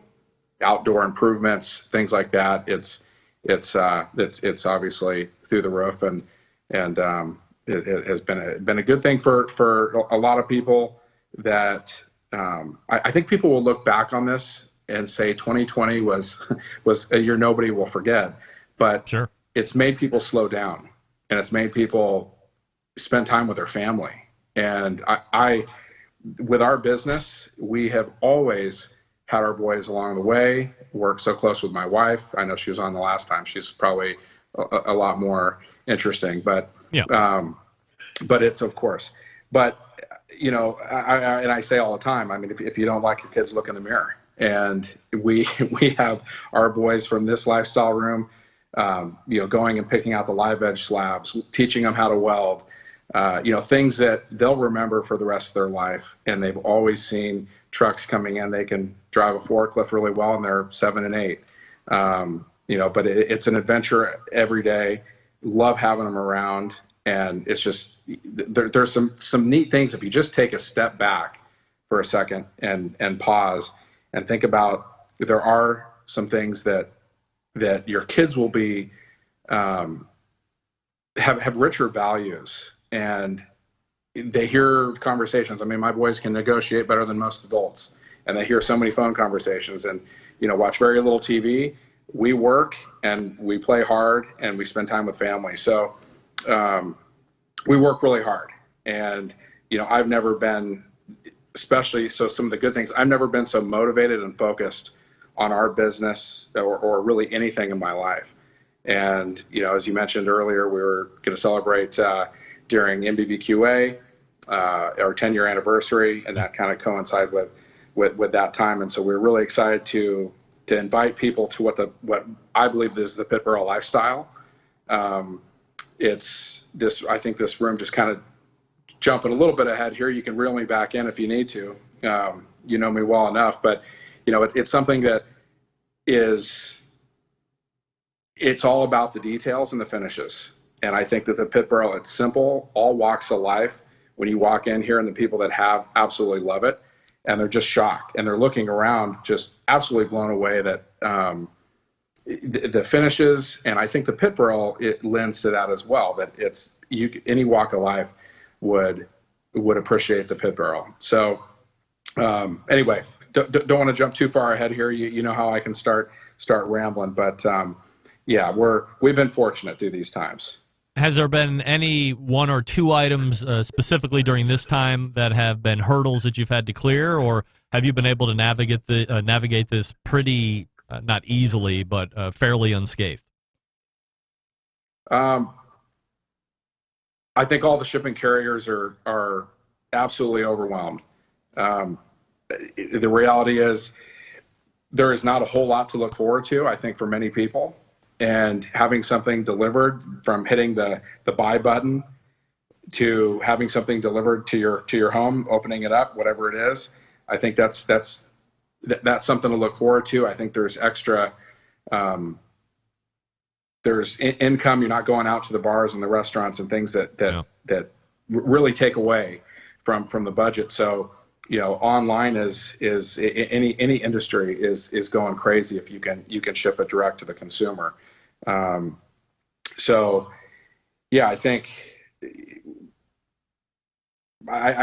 people are pretty busy with online, and the e-commerce and the numbers that we're seeing on e-commerce we'll probably never see again in our lifetime. So it's and you can't, but there's such great numbers, but you can't put a lot behind those numbers, because whether they're good or they're bad, it's just different, and it makes it very difficult to forecast and figure out what you need. But I've always gone on my gut, and I've tried doing some different things, listening to different people, talking about numbers, and the reality is going with my gut feeling has been better for our business. And, we're growing tremendously, and it's neat to just have a simple product that works so well and makes a lot of people really happy. And just to see the outcome is really cool. No, Glanville joining me here on the show, pitbarrelcooker.com, his website. I'm going to circle back to some of those numbers as we delve into some business questions here, if I'm allowed to ask you some of those. But let me start off with this question, and an odd product question, perhaps. As the co-founder of the Pit Barrel Cooker, what's the biggest misconception of the Pit Barrel Cooker as you see it? That's a good question. I would say it's interesting, because I think at first pass, people that are very knowledgeable in the industry and have cooked for a long time will, maybe before they really get a chance to use the product, will tell people, and it's funny. It always hits me in a different way, and that's, people say it's a great cooker for a beginning smoker, or if you're new to smoking, it's a good cooker. And the reality is, and I say it will blow away cookers and smokers all day long that are thousands of dollars. That's a fact. Anyone that has this thing, they have cookers that are, whether you plug them in, ceramic, doesn't matter. They're like, we use ours to keep our charcoal dry now. And we did. That's one. I think another one is people.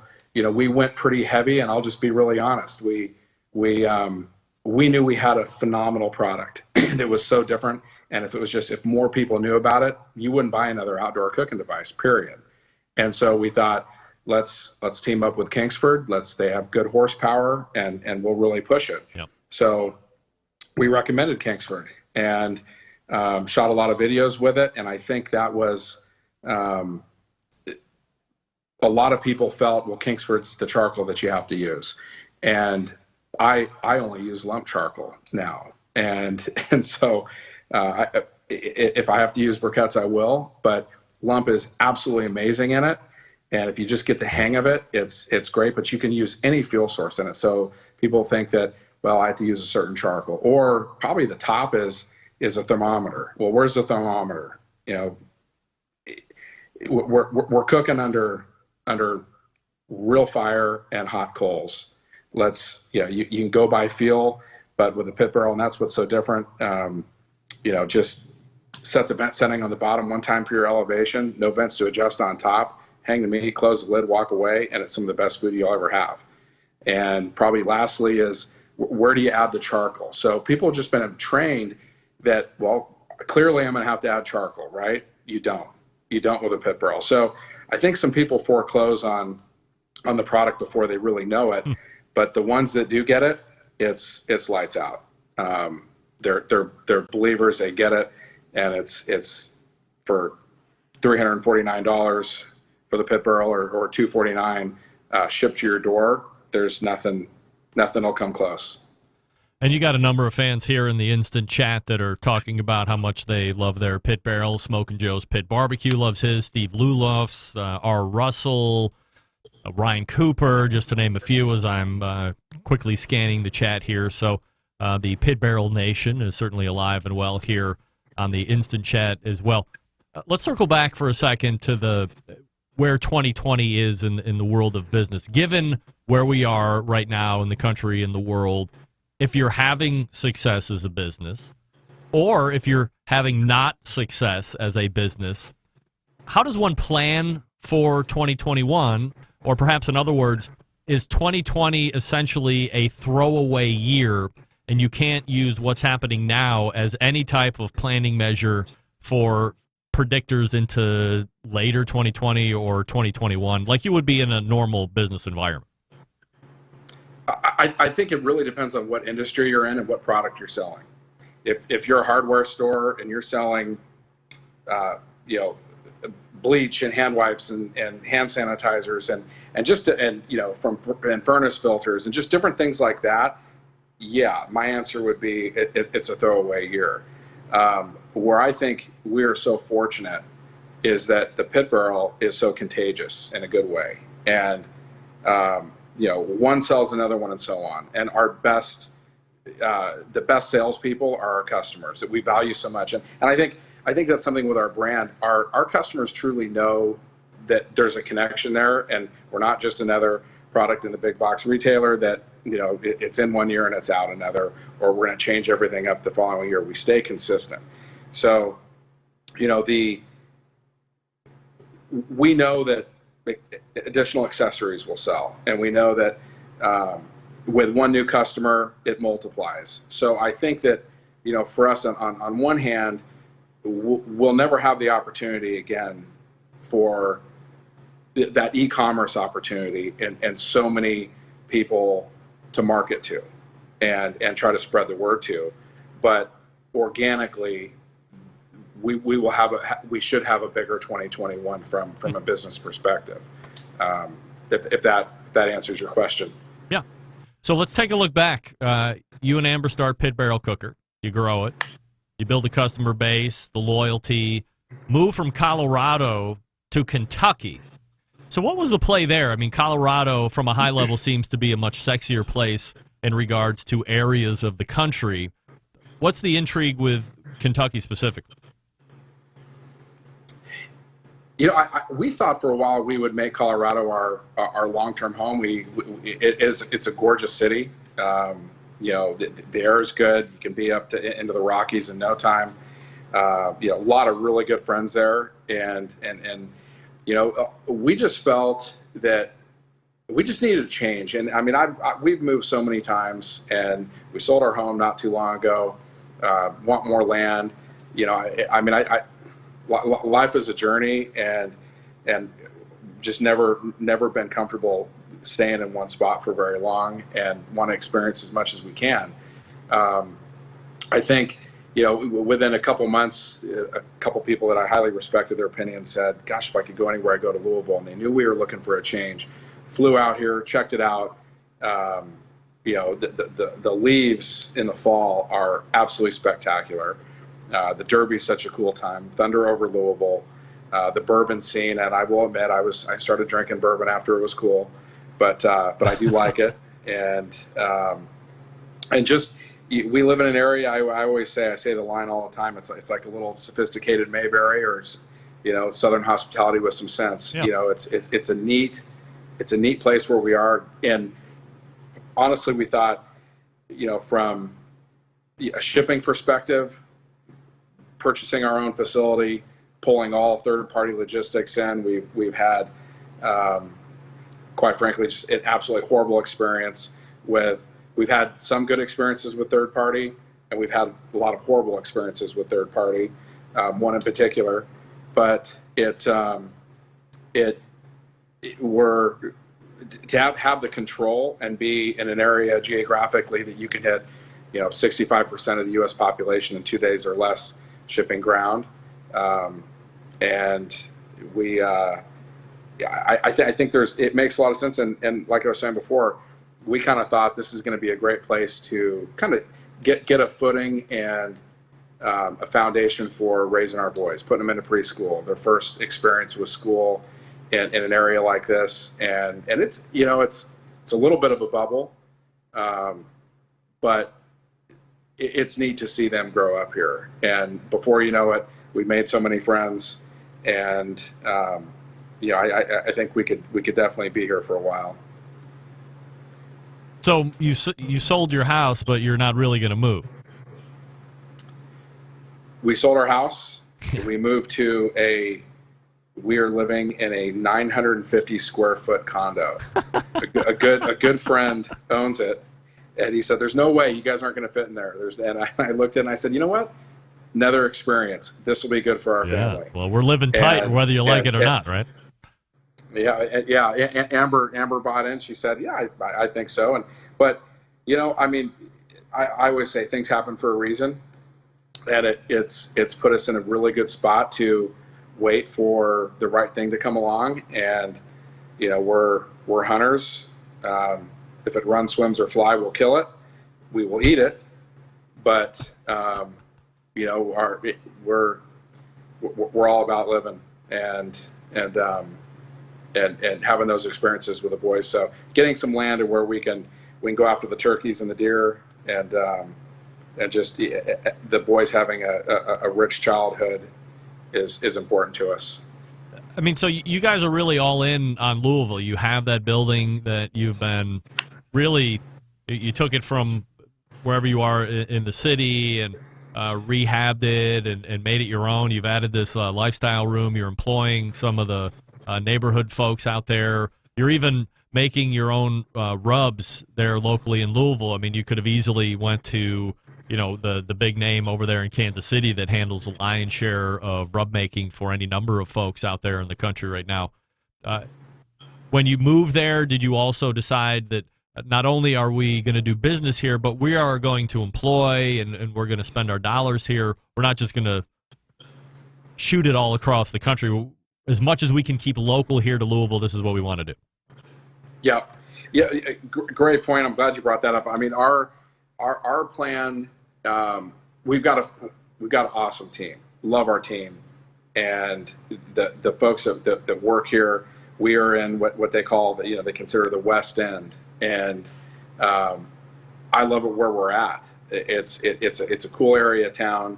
The opportunity and it's given us the ability to, one of our goals is to create, a bourbon and barbecue. There's no reason that you've got Nashville and Austin and big cities that blew up, were small and grew really quick and are known now for barbecue. And Louisville's just not, there's some good barbecue places, but that's something that we would like to take on, and then also do that in and have that really spark in an area of town that's a bit at a disadvantage, and I think it's definitely welcomed with this lifestyle room. I was holding off. It took a while to really figure out, what do we want to do? Do we want to go all out? And it just came to me, and I said, I need to create what if we had a tavern, PBC Tavern Bar and Grill, what that theme would look like. And we've had it in mind for a long time. And we went all out and we did it. And we're going to look forward to hosting different veteran events here, and corporate, and sharing and what the Pittsburgh lifestyle really is. And instead of, they're not barbecue classes. That is not what we're about. It's lifestyle. It's showing how to entertain, making friends with people that share that common interest, but in a next level way. And we talked about next level earlier, but everything I've always said from the beginning 10 years ago, take it to the next level. That's what we do, and that's the experience that we can offer, and it's really cool. We're going to have a lot of fun, and welcoming the customers and the fans and the retailers and the folks that where there's good business. It's a really neat deal, and can't wait to have you come check it out. Yeah, I can't wait to get down there. We're talking with Noah Glanville, co-founder of Pit Barrel Cooker. Can we do a piece of business here, Noah, and then we'll come back on the other side, answer a couple more business questions, and then maybe get a look at that lifestyle room? You bet. All right, stand by. We're talking with Noah Glanville here. So stick around. Get your exclusive look at the lifestyle room at Pit Barrel Cooker HQ there in downtown Louisville. Quickly, let me talk to you about the folks over at the Barbecue Guru, longest-running sponsor of the show. Always believing that outdoor cooking should be easy and fun because they have a number of different choices for you to choose from. As far as pit temperature control devices are concerned, they're ousting the Party Q, they're ousting CyberQ Cloud, and replacing with DynaQ with the Party Q and Ultra Q with the CyberQ. So depending on what your level of tech is or what your level of need is, if you want something that's a little bit more of a pit cruise control, then the DynaQ is going to be a little bit more up your alley. If you want something with that extra level of tech, then the Ultra Q is going to be the one that you're going to want to check a look at. If they're not shipping yet, they're going to be shipping very shortly, so head on over to the website, bbqguru.com. That's bbqguru.com. And you can check out all of the different pit temperature control devices that they have. If you have any questions, don't guess. Give them a call. Ask them all your questions. And make sure they get you them all answered. 800-288-GURU. That's 800-288-GURU. If you're in the market for grills, they also have a ceramic version, the Monolith. And they also have that cabinet shotgun smoker that they build as well. So offering a bunch of different products. If you have a ceramic cooker and you're looking to increase the rib capacity, because that's the biggest complaint about ceramic cookers, they can only get 3 racks of spare ribs on this. Get the rib ring. Very inexpensive, doubles your rib capacity easily. You can sub out the last or the 6th rack of St. Louis spare ribs and put a whole chicken in there if you want. It's up to you. bbqguru.com or 800-288-GURU. We're back with more Noah Glanville from Pit Barrel Cooker. Stick around. We'll be right back.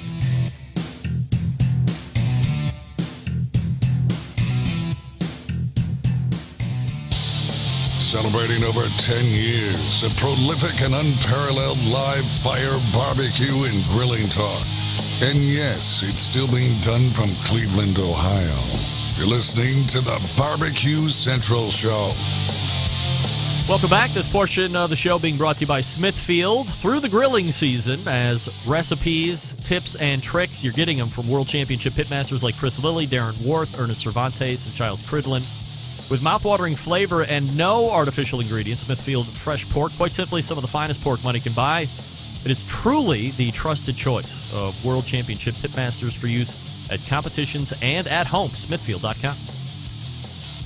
And it's Noah Glanville joining me through the break here. Thanks for hanging with me there, Noah.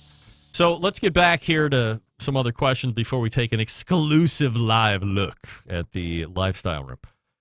In business, there's always opportunities, both real and perceived. There's perception that online retailing will only get you so far, and to continue to grow and expand, you will need to take it at some point into brick and mortar. From your experience, how does a business owner make that decision? And perhaps what are some of the pitfalls you need to watch out for as the supplier that would be going into a brick and mortar? I think that you have to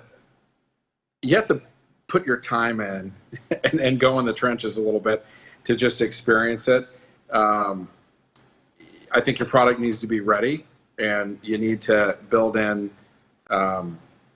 build in a margin and just be ready for the defectives and the returns and the program fees. And before you know it, it goes from 6 to 8 to 10 to 12 to 13, 14, 15%. And all of a sudden, I think that's the biggest surprise.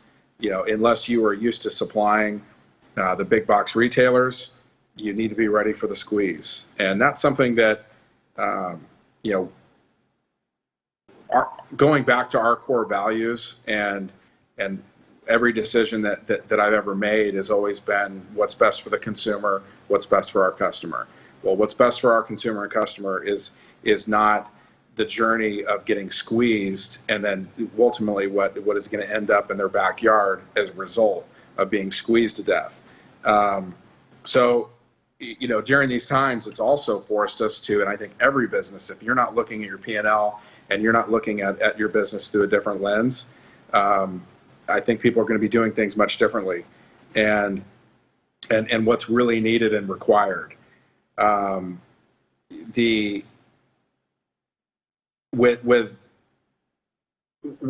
our journey, I think that story.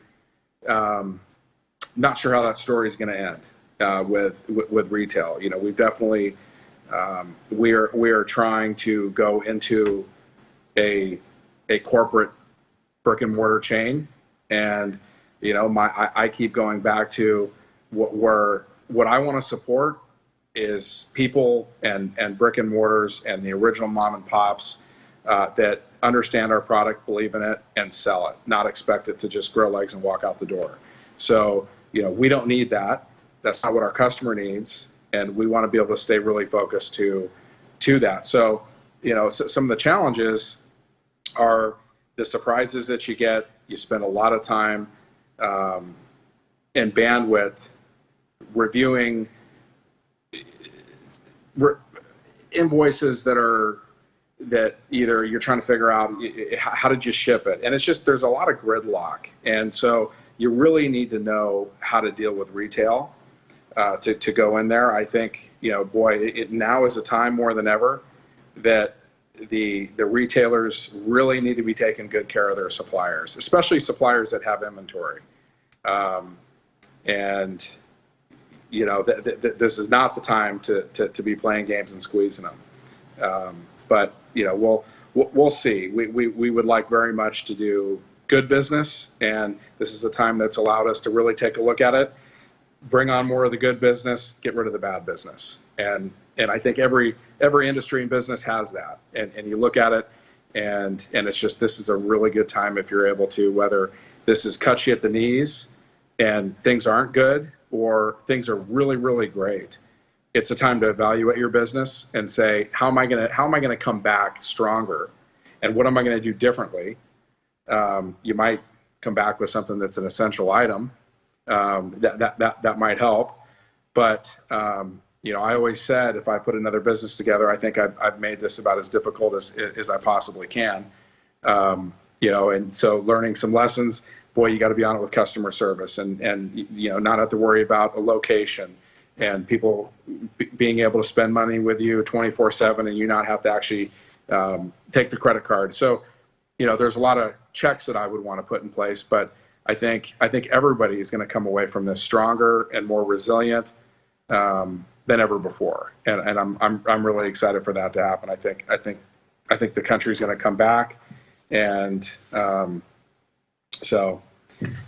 and more people are going to have a pit barrel. So it's going to be a better place. Is it a misconception that you have to get into a brick and mortar in order to take it to a next level? And I guess a secondary question to that is, when you get into that type of volume, the traditional business mindset is, well, the margins might squeeze down, but what we're not, so if we were originally doing a 15 margin, maybe we're doing a 6 or 7 margin going through stores, but because we're going to be selling so many more, we're making up margin on volume, not necessarily just being able to keep a better margin on sale.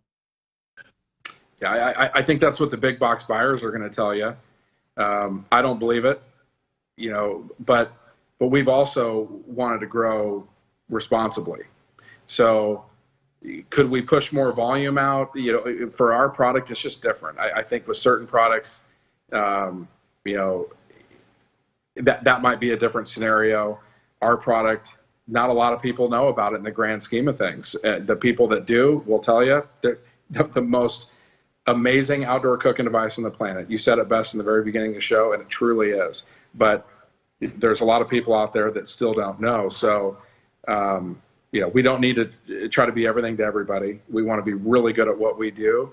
And we can do that through e-commerce, and the stores that want to carry it in their store, have it available, know that it's in their store, know what it is, demo on it when they can. That's who we're interested in doing business with and growing, and getting great local market penetration in those stores. We can do that, but just bringing it in, warehousing it so someone can sell it on a third-party website, don't need it. Not interested. That's not best for the consumer, and we won't be a part of that. Noah Glanville joining me here on the show. pitbarrelcooker.com is the website. All right. Well, I mean, I think that pretty much does it for the business end of things here. So, can we get a exclusive look at the Pit Barrel Cookers lifestyle room? Is that possible? Do we have the technology? Well, we'll see. I don't know that we have the technology, but we'll see if we can flip this around here. So, going to, I still got you? Yeah. And I guess as you're kind of walking us around, Noah, why is this room important? You look at I was lucky enough a year ago to be in there and see the very guts of this particular room and listen to your concept, and then see the rest of the corporate office, which was still being pieced together. So seeing it now in a much more finished version, why did you guys think that it's important to have this particular room?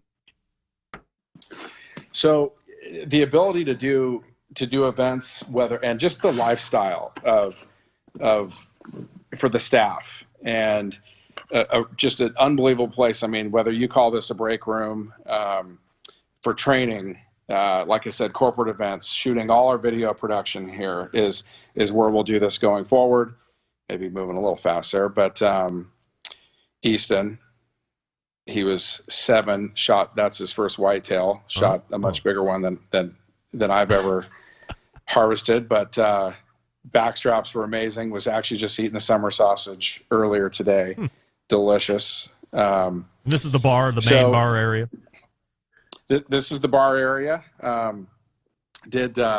Got a lot of great bourbons, and want to basically create an environment to where people can come and experience Kentucky bourbon, partnering with some distilleries, and just having this ultimate, pit barrel experience where you come out, you tour a distillery, we're cooking together for a couple days. You're meeting new people, having great food, great wine, bourbon, learning some different techniques, things that you don't see everywhere.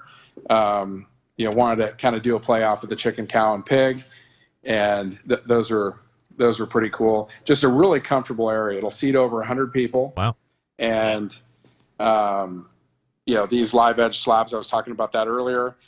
These, my boys and I, we picked these out, taught them how to weld on the bottom there on these stands. Everything's all out of pipe, and just kind of a really neat, rich experience. And like I said, from any walk of life, you're going to love it. The steampunk lighting on everything, the sound system's absolutely amazing. It's probably 10 times the sound system that we really need here, but that's how we do it. Kind of a cool picture there. And chicken fight. Yeah.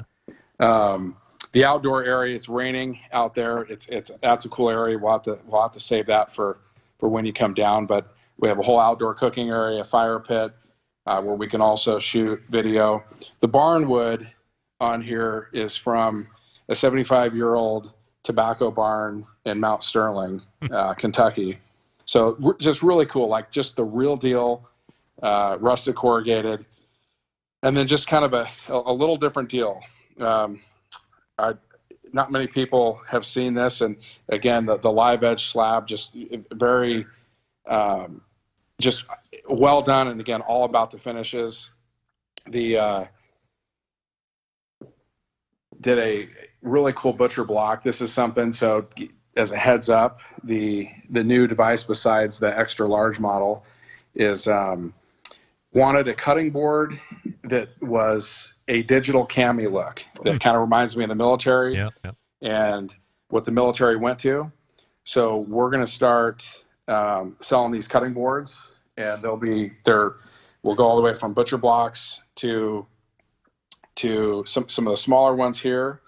The kind of a neat deal. So you have designed this. We have the juice trough that goes around the side. It all drains to one center hole that all the scraps, the meat, fat, and stuff like that, you can just shove that down there and keep the hero on the table. So as we're slicing up prime rib, tenderloin, turkey, handing this out for private events, things like that. And if you know us and we know you and everybody likes each other, we can do an event here. It's a really neat place, and has a lot of really cool capabilities that you'll have to be here to see. And just again, looking forward to showing it off and holding events. And then our facility outside, we could have 150 teams here. So it's there's a lot of opportunity for competitions, SCA,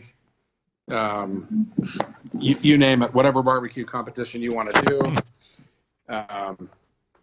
you can do that. I'll turn this around here. Is that something that you're going to actively solicit then? Will you be out to promoters in your area, or say, hey, if you're interested in putting something together, we have a space that we can, lease out to you or accommodate you with? Yeah, and I mean, I think everything, keeping it simple, for us, we want to have fun, and we want the people that come here to have fun, and, working, everybody works hard. Most people do. And when you take your time off, you should be able to go out and have a good time. So, one of the things, whether it's SCA or just a competition where it's, anything goes, best meat or dessert, who knows what, it's keeping it simple to where you're not stuck all day long cooking and, chasing points and those kind of things. It's just, we are very much pointed and focused on the everyday Joe or Jane that cooks in the backyard and wants to learn. And, our content, I think, is phenomenal, what we put out, and just engaging the customers. And, I think that we're having a really good time doing it.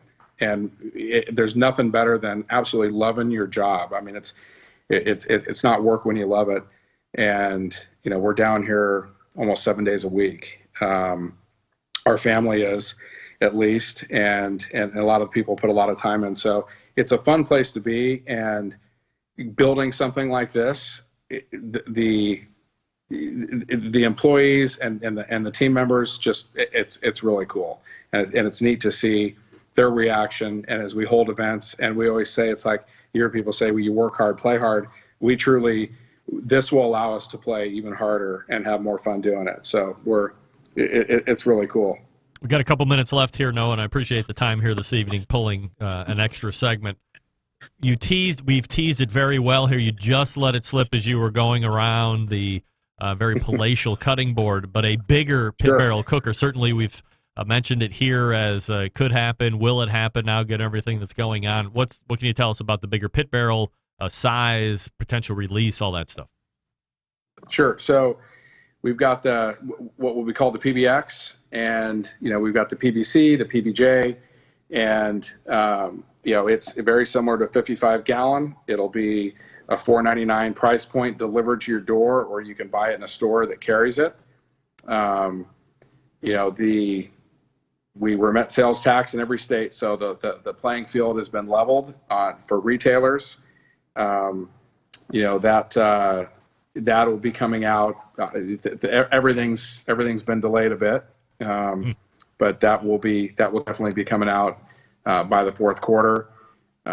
We've got a couple new seasonings that's going to be released. The steak seasoning, it is lights out. It's so different than anything else that's out there, and that's the only way we'll do anything is if it's next level.